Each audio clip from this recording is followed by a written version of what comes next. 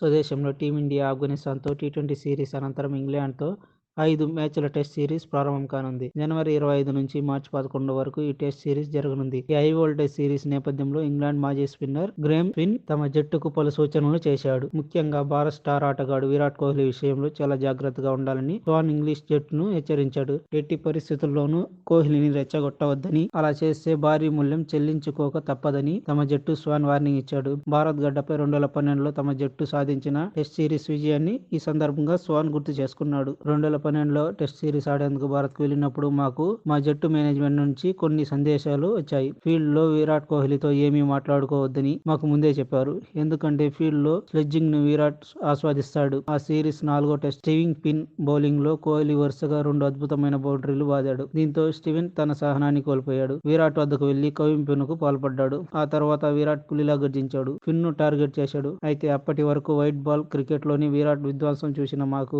తొలిసారి టెస్టుల్లో తమ సత్తా చూపించాడు.